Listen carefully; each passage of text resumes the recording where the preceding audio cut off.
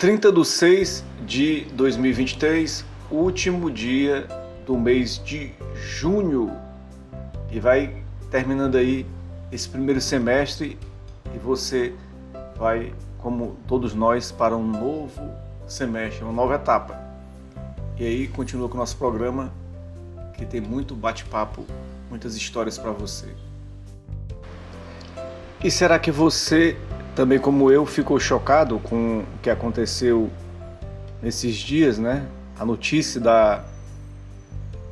do que aconteceu com a Madonna, né? Que teve uma infecção bacteriana. Ela que foi no sábado agora, dia 24, né? Ela teve uma infecção bacteriana, ela tem 64 anos e agora iniciaria uma turnê de 40 anos de carreira. E o seu empresário Guy Oceanry diz que ela está numa UTI, né? E aconteceu isso no sábado. E a artista consagrada, a Madonna, teve que se afastar um pouco aí e adiar a estreia da sua nova turnê, né? Dizem que a Madonna tá aí, ainda segue muito mal, vomitando, né? Tá passando por uma situação muito ruim, né? Ela voltou para casa em Nova York na quinta, vomitando incontrolavelmente, segundo o site TMZ. Ela continua muito doente para sair da cama do seu apartamento após precisar ser internada em uma UTI no sábado. Ela foi encontrada desacordada. Antes da hospitalização, Madonna enfrentou uma febre por mais de um mês, mantendo seu estado de saúde em segredo para não atrapalhar os ensaios de sua nova turnê, o que possivelmente agravou o quadro de infecção. Essa nova turnê dela, Celebration Tour, era para comemorar 40 anos de carreira, né? Ela ia fazer um turnê ali Canadá, Estados Unidos, depois Europa, e não pode fazer essa turnê, né? Ela chegou a ser entubada, né? E a Madonna é um ícone da música, né? Para quem nasceu agora, dessa geração, tá com 16, 17 anos, não conhece muito, né? Sobre a estrela, né? Sobre quem é Madonna, né? Mas é uma celebridade que fez muito sucesso. Se você for analisar, a Madonna, ela, junto com o Michael Jackson, ela era a rainha do pop e o Michael Jackson o rei do pop. Então são duas pessoas que foram importantes para uma geração, né? Ela teve muita participação aí em filmes, em musicais, né? Ela teve participações em vários momentos da história, né? Ela que nasceu em Michigan, né? E mudou-se para Nova York em 78, né? É um fenômeno, né? Um fenômeno. Ela já conquistou aí vários prêmios aí na carreira. Ela teve 7 Grammy Awards, 2 Globo de Ouro, 20 MTV Video Music Awards, né? É uma celebridade que qualquer coisa que aconteça com a Madonna vai fazer falta, porque a Madonna, ela não é uma pessoa comum, né? Ela é um ícone da música, né? É um ícone que todas essas estrelas atuais, Lady Gaga, Beyoncé, Shakira, todas essas aí, Jennifer Lopez, né? A própria Anitta, né, brasileira, elas têm um pouquinho de Madonna, né? Um pouquinho de Madonna. A Madonna ela chegou como é que se diz? A chocar muita gente com seus clipes, né? Inclusive porque o nome é Madonna, né? Em homenagem a uma obra de arte, né? E ela já fez vários vídeos polêmicos, né? Já fez coisas que as pessoas na época achavam exagerada demais, né? E ela foi ousada e foi à frente do seu tempo, né? E por permanecer viva, né? Ainda com 64 anos, permanecer no meio de nós ainda, mesmo que discretamente, sem ter muito holofotes na sua vida, ela está vivendo, né? Ela tem filha, tem família e está vivendo, porque a vida não é só feita de holofotes, não é só feita de você estar ali no palco toda hora, mas também você vivenciar a sua vida. Era o que ela fez, mas agora ela retorna na turnê para comemorar um pouco da sua carreira. E é importante que ela esteja bem, né, de saúde, né, para que ela possa fazer essa volta. O Michael Jackson tentou fazer uma turnê em final da carreira dele, e foi aí que levou à morte dele, porque ele teve que tomar muitos remédios e exagerar muito, e acabou se dando muito mal, né? Mas a gente torce pela volta da Madonna com saúde, para que ela possa completar essa turnê de 40 anos e entregar esse presente para ela e para os fãs também.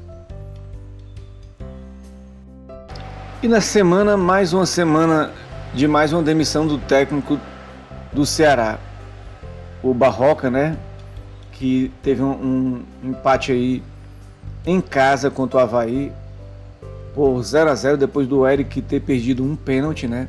O jogador Eric, grande estrela do Ceará, que pode ser negociado com o São Paulo, perdeu um pênalti. O Ceará empatou em 0-0 e o técnico de 41 anos foi chamado pelo João Paulo e demitido, né? Ele durou 13 partidas no comando técnico do Ceará, 6 vitórias, 3 empates e 4 derrotas. Então o Barroca é mais um que é queimado no Ceará. Quantos foram queimados, né, durante esse período no Ceará, né? O Ceará agiu rápido e trouxe aí o Guto Ferreira, velho conhecido do Ceará, que teve uma passagem aqui com um título também da Copa do Nordeste, 94 jogos, 41 vitórias, 23 derrotas e 30 empates. Um bom aproveitamento, mas na época eu me lembro que ele saiu porque era considerado o rei do empate. O Ceará estava em 8º no Campeonato Brasileiro. E desde que ele saiu em 2021, o Ceará teve aí 7 técnicos. Thiago Nunes, Dorival Júnior, Marquinhos Santos, Lúcio Gonzalez, Juca Antonello, Gustavo Mourinho e o Eduardo Barroca, né, cara?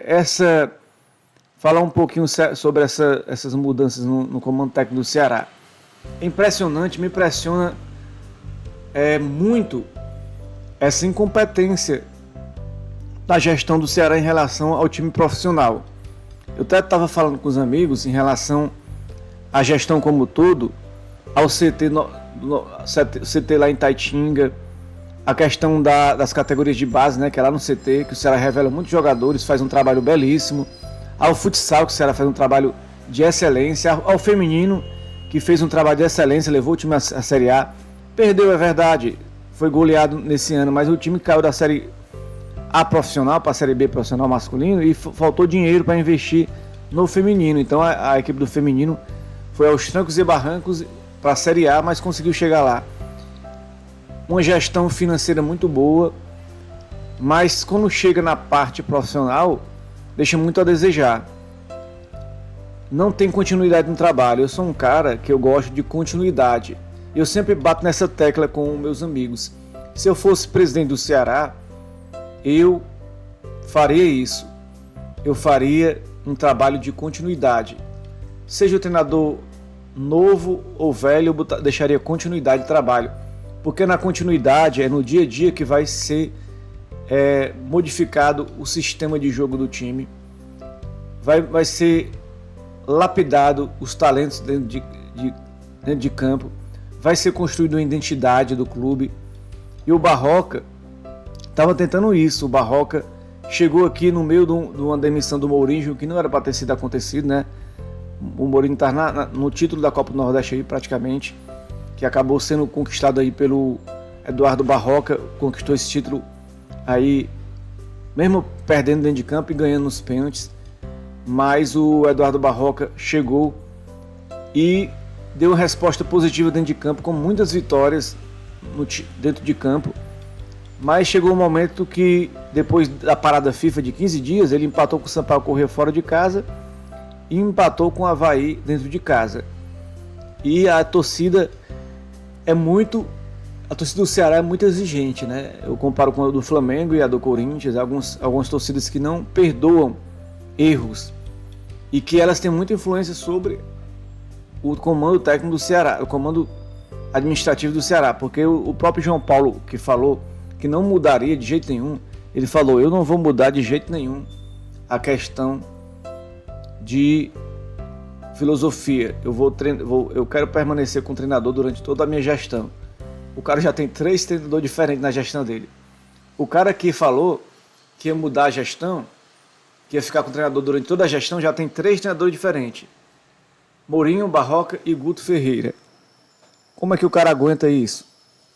Ele disse que vai permanecer com o treinador durante muito tempo.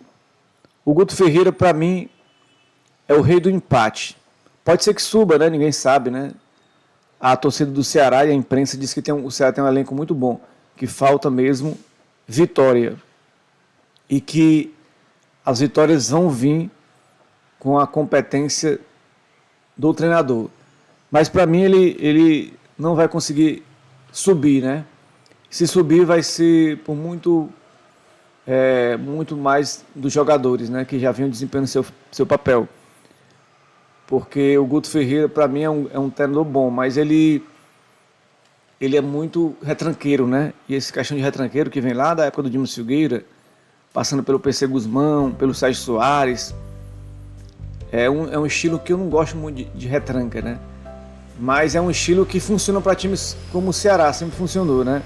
Então o Ceará com certeza vai vender caro derrotas, vai vender caro reverses, né?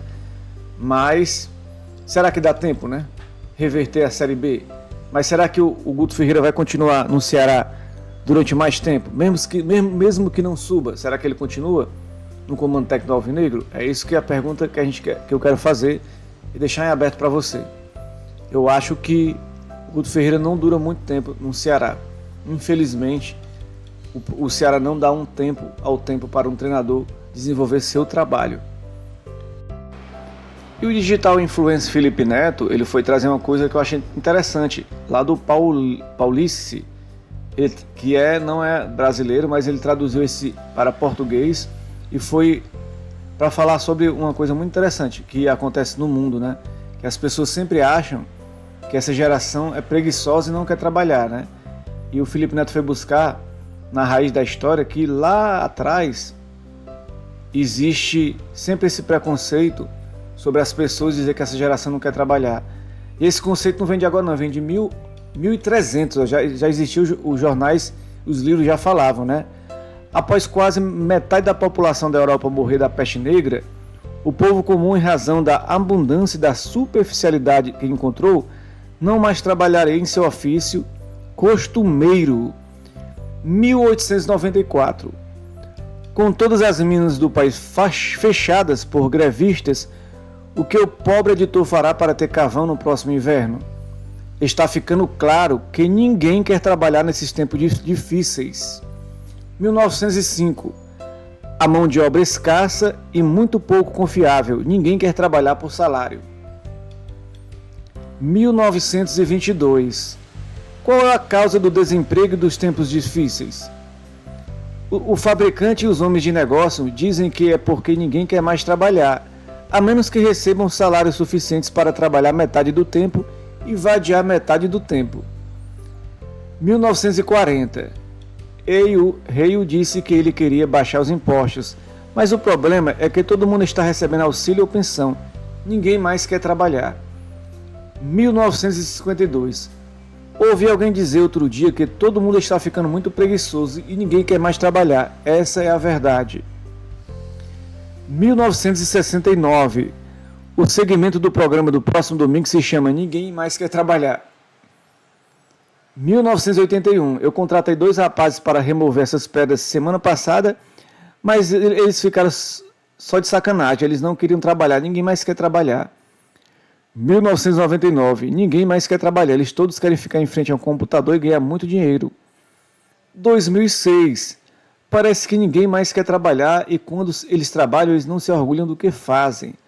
2022. De acordo com a nova pesquisa pela Time Pulse, 1 em cada 5 líderes executivos concordam com essa afirmação. Ninguém quer mais trabalhar. Ou seja, tudo isso é lorota de que ninguém quer mais trabalhar, que as pessoas são preguiçosas. Não é isso. Muitas vezes falta oportunidade, falta empregabilidade, falta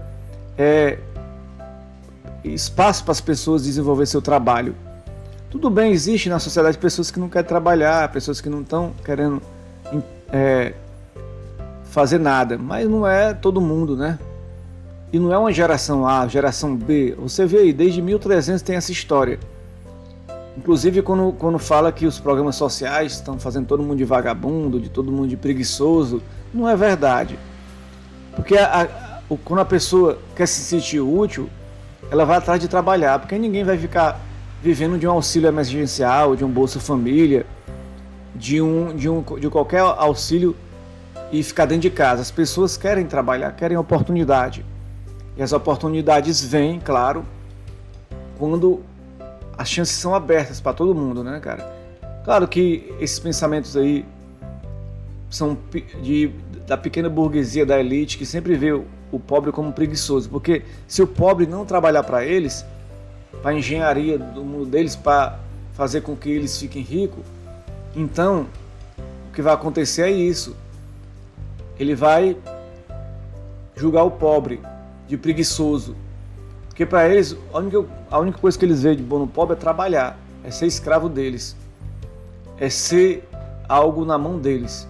Então, eles não veem o pobre de outra maneira, só vê o pobre de uma maneira como preguiçoso para eles, porque eles não trabalham, eles montam a empresa e ficam ali mandando, bota CEOs, executivos, bota pessoas para trabalhar para eles e eles ficam de flosou. Trabalham sim quando eles são mais pequeno empresário, estão começando no ramo, tudo bem, trabalham muito, mas a partir do momento que eles vão escalando na sociedade, eles trabalham muito menos e botam mais gente para trabalhar para eles. E ficam cada vez mais ricos com o suor do pobre, do trabalhador, e dizem que o trabalhador e o pobre não quer trabalhar. Piada pronta desde 1300, né? Não caia nessa.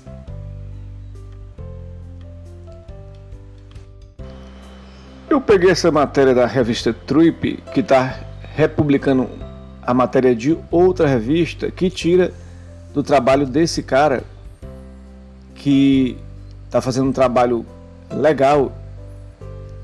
É muito interessante, vamos deixar ele falar um pouco sobre isso, que você vai entender.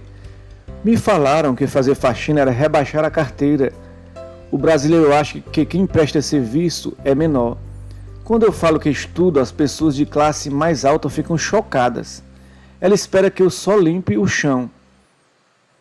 Aprendi a gostar do meu trabalho. Eu achava que ninguém ia contratar um homem para fazer faxina. Só para fazer limpeza as pessoas me olham e acham que eu sou ignorante. Só não estudo. Não tenho curiosidade. Ainda tem essa visão serviçal de quem limpa. Bato de frente. Se sou desrespeitado, não atendo. Beijo minha irmã, tô indo embora, me desrespeitar é tirar minha dignidade. A faxina que paga minha faculdade. É esse vaso que está proporcionando meu intercâmbio. A gente não é menor, ser diarista foi um divisor de águas na minha vida. Fiquei desempregado durante a pandemia, aí um amigo meu sugeriu fazer faxina, já que as pessoas estavam trabalhando em casa. Aí comecei a atender meus amigos, que começaram a indicar meu serviço para outros amigos, contou a Trip. O diarista e criador de conteúdo digital Thiago Raca, que tem um Instagram chamado @homemdiarista. O trabalho, que começou como uma necessidade, também se transformou em uma ferramenta para o brasiliense compartilhar ideias com seus mais de 41 mil seguidores nas redes sociais. Além das dicas práticas de limpeza, Thiago dá verdadeira aula sobre como desconstruir preconceitos impregnados em relação ao serviço doméstico, que inclui a ideia equivocada de que a função de diarista não é coisa de homem. Ver meu trabalho sendo reconhecido me deixa mais ainda motivado a continuar sendo faxineiro. Em breve estou indo estudar técnicas da profissão na Irlanda. Quando eu voltar, planejo montar a empresa Homem Diarista, contratar pessoas, conscientizar profissionais e clientes. Em entrevista ao portal Terapia, Histórias de Terapia, ele falou sobre como trabalhar com faxina ajudou a perceber de perto as sujeiras da sociedade. Ao entrei no Instagram dele, do Thiago Raca, acabou a bagunça, ele fala, né? Tem lá, acabou a bagunça. Ele tem 44 mil seguidores. Ele dá muitas dicas legais sobre limpeza de fogão inox, sobre ali a limpeza do banheiro, das paredes, né? Eu achei muitas coisas interessantes. Eu que moro sozinho, o óleo da garrafa PET, né? Água sanitária, faxina de Natal. Rapaz, muitas dicas boas que, se você for acompanhar, vale a pena ver mesmo. Como limpar o fogão, né? O cara é demais. E pagando a faculdade dele, né, cara? É impressionante o trabalho que esse cara faz. Tá de parabéns e mostra que quem quer trabalhar tem trabalho, quem quer trabalhar tem emprego. Basta você se reinventar e você se redescobrir e fazer acontecer sua vida, né, cara? A gente fica preso às vezes em certas atividades e acha que a nossa vida se resume a certas atividades, a certos mundos, né? E não é verdade. A gente pode mais do que aquele mundo que a gente está enfiado, envolvido.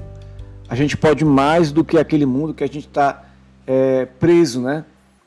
A gente está preso num mundo que a gente acha que só existe aquele mundo e aquela possibilidade de ganhar dinheiro, aquela possibilidade de trabalhar. Mas não é verdade, existem várias outras possibilidades. E esse rapaz aqui, ele prova isso. Prova que o mundo, o Thiago Raca, prova que o mundo é mais do que o que a gente pensa, né? O cara se reinventou. Na pandemia, as pessoas em casa precisando de diarista, ele foi lá e um homem fazendo faxina, né? Porque questão de hoje as pessoas pensam mais quando vem alguém fazendo faxina na mulher. Mas o homem também pode fazer faxina, pode fazer seu trabalho. E ele está fazendo esse trabalho dele belíssimo, tá de parabéns o Thiago Raca. Esse é o nosso mundo, esse é o nosso planeta. Uma professora de Harvard que estuda honestidade é acusada de fraude. Olha a ironia. Ela estuda honestidade e é acusada de fraude. Por que ela foi acusada de fraude, né? Ela estuda aí um assunto envolvendo comportamento e psicologia, como honestidade. Foi denunciada por fraude nos Estados Unidos devido a uma pesquisa com resultado que teriam sido falsificados. Olha que ponto, olha que estágio da humanidade nós chegamos, que as pessoas são capazes de tudo para fazer algo, né? Um blog administrado por 3 cientistas comportamentais publicou evidências de que os resultados de um estudo da Francesca Gino para um artigo de 2012 haviam sido falsificados, segundo jornais The New York Times e The Guardian. O artigo em questão envolve um experimento que solicitou aos participantes que preenchessem formulários de impostos e seguros. O estudo afirma ter descoberto que os participantes solicitados a assinar declarações de veracidade no topo da página eram mais honestos do que aqueles que foram solicitados a assinar as declarações na parte inferior da página. Francesca Gino não respondeu às denúncias. Não entendi. O estudo afirmava ter descoberto que os participantes solicitados a assinar declarações de veracidade no topo da página eram mais honestos do que aqueles que foram solicitados a assinar declarações na parte inferior da página. Mas aí não é uma pesquisa, né? Aí não é uma pesquisa da estudiosa, realmente não é sobre honestidade.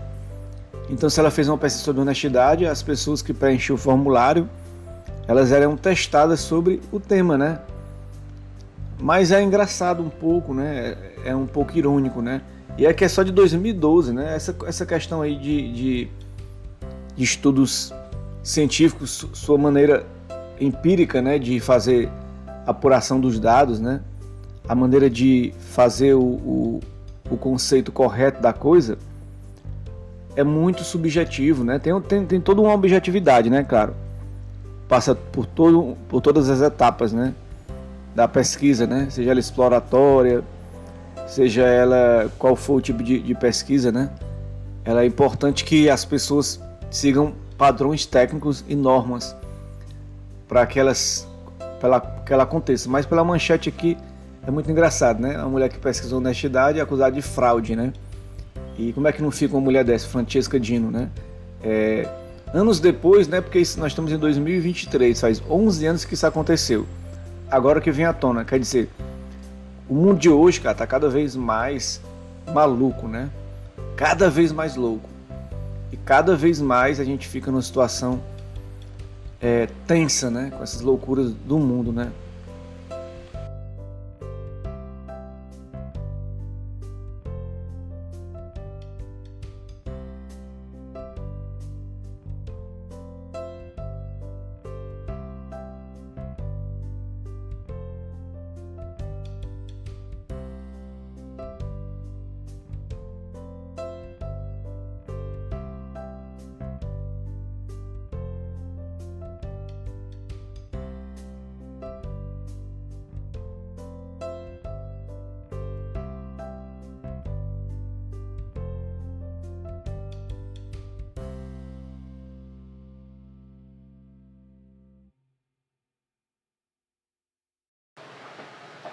Muito obrigado, pessoal, esse bate-papo aí sobre esses temas. Que aí você tenha uma sexta maravilhosa e um julho que está vindo aí também de férias, alta estação maravilhoso para todos nós.